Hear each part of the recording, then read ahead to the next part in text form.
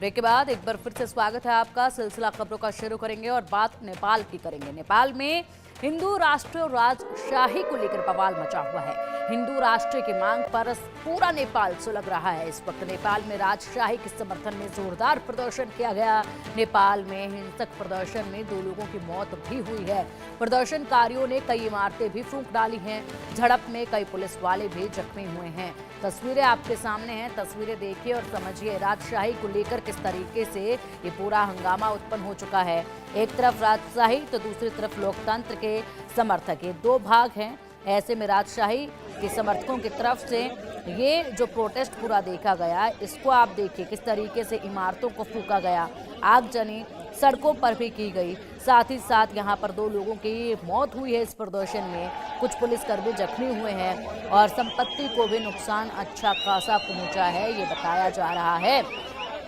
2 मांगे, पहली मांग राजशाही को एक बार फिर से, दूसरी मांग नेपाल को पूरी तरीके से हिंदू राष्ट्र घोषित किया जाए।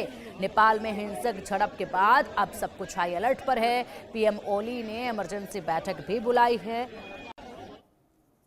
और इसी के साथ पीएम ओली ने इमरजेंसी बैठक बुलाई है। सभी सुरक्षा प्रमुखों के साथ मंथन इस बैठक में किया जाएगा। काठमांडू में हिंसा के बाद कई जगह कर्फ्यू लगा दिया गया है। काठमांडू का त्रिभुवन इंटरनेशनल एयरपोर्ट भी बंद कर दिया गया है। काठमांडू की सड़कों पर सेना की तैनाती की गई है। सेना की तैनाती कर दी गई है। पीएम ओली ने इमरजेंसी बैठक बुलाई जिसमें मंथन किया जाएगा हालातों को लेकर। और जाहिर सी बात है, बड़ा एक्शन का वक्त जो है वो नजर आता है। नेपाल की राजधानी काठमांडू में भारी बवाल मचा हुआ है।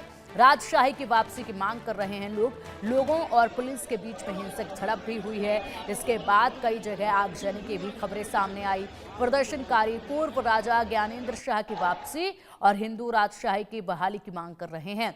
स्थिति को नियंत्रित करने के लिए पुलिस को आंसू गैस और रबर की गोलियों का इस्तेमाल करना पड़ा है, जिसमें कई लोग घायल हो गए हैं। रबड़ की गोलियों का इस्तेमाल हुआ है। इसके बाद काठमांडू के कई इलाकों में कर्फ्यू लगा दिया गया और नेपाल सेना को भी सड़कों पर उतारा गया है ताकि हालात को काबू किया जाए। 2 लोगों की मौत हुई है, ये आंकड़ा और ना बढ़े, इसके मद्देनजर अहम कदम जो हैं वो उठाए गए हैं सरकार की तरफ से। और साथ ही पीएम ओली ने इमरजेंसी बैठक भी बुलाई है, जिसके बाद अब इस बैठक में क्या कुछ जो है पूरी तरीके से चर्चा होती है, क्या इसके बाद फैसले बड़े लिए जाते हैं, वो देखना होगा। फिलहाल पूरा नेपाल जल रहा है। 3 तस्वीरें आपके सामने हैं, इन तस्वीरों को समझिए और जानिए किस तरीके से राजशाही को लेकर यहाँ पर ये पूरा हंगामा बरप रहा है। नेपाल में हिंसक प्रदर्शन हुआ, उसकी तस्वीर पहले आप देख पाएंगे। सड़कों पर लोग भाग रहे हैं इधर से उधर, पत्थरबाजी करते लोग नजर आ रहे हैं, सबके हाथों में पत्थर हैं। इसी के साथ लोग किस कदर यहां पर संपत्ति को नुकसान पहुंचा रहे हैं बिना कुछ सोचे समझे। दूसरी तस्वीर में राजशाही और हिंदू राष्ट्र की मांग मजबूती के साथ आगे बढ़ रही है। एक तरफ यहां पर ये पूरी जनता है जो हाथों में झंडे लिए खड़ी है, तो दूसरी तरफ पुलिसकर्मी तैनात हैं। पुलिसकर्मियों को भी चोटें आई हैं। उसके बाद तीसरी तस्वीर में लोगों का ये भारी आक्रोश देखेंगे। इमारतों को आग के हवाले किया गया है। साथ ही साथ सड़कों पर भी आगजनी की घटनाएं जो हैं वो खासी बाहर निकल कर आई अलग अलग इलाकों से।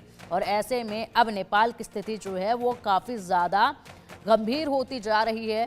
इमरजेंसी बैठक तो बुलाई गई है, लेकिन क्या फैसला लिया जाता है, किस तरफ फैसला जो है वो होता है, ये देखने वाली बात होगी। फिलहाल इसी पर अधिक चर्चा के लिए हमारे साथ हमारे खास मेहमान जुड़ चुके हैं। हमारे खास मेहमानों का रुख करेंगे।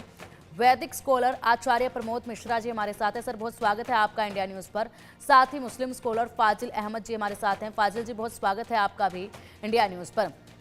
प्रमोद मिश्रा जी, सबसे पहले मैं आपके पास आना चाहूंगी, लेकिन उससे पहले हमारे साथ एक और खास मेहमान जुड़ चुके हैं। वरिष्ठ पत्रकार राज बिहारी जी भी हमारे साथ हैं। राज बिहारी जी, बहुत स्वागत है आपका भी इंडिया न्यूज़ पर। प्रमोद सर, नेपाल की हालत चिंताजनक हो चले हैं।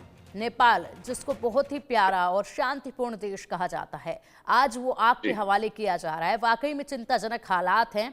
समाधान लगता नहीं इतना आसान है और हो भी नहीं सकता है, क्योंकि मांग ही कुछ ऐसी है राजशाही को लेकर।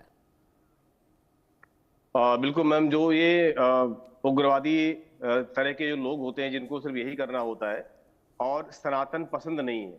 जहां जहां भी एक ऐसा ही देश बचा था नेपाल, जहां पर वो हिंदू राष्ट्र का एक झंडा लेके चल रहा था और हिंदुत्व को बढ़ावा दे रहा था, धर्म को बढ़ावा दे रहा था, वही एक ऐसा देश था। यहाँ तो जहां हम बैठे हुए हैं भारत में, यहाँ तो मतलब सर्वधर्म समभाव वाली स्थितियां चल रही हैं। ठीक है, ये भी आवश्यक था, लेकिन वहां पर एक ऐसा भी देश था, तो किसी को ये रास नहीं आ रहा है कि सनातन आगे बढ़े कैसे, सनातन को समझे कैसे। तो ऐसे बहुत सारे जो गलत विचारधारा के लोग हैं, या जो एक वामपंथी भी कह सकते हैं उनको, ऐसे विचारधारा के लोग हैं, इन लोगों को रास नहीं आ रहा। तो यहाँ कहीं ना कहीं एक प्लान की तरह ये करते, जो नेपाल जल रहा है या नेपाल को जलाया जा रहा है, जल नहीं रहा, जलाया जा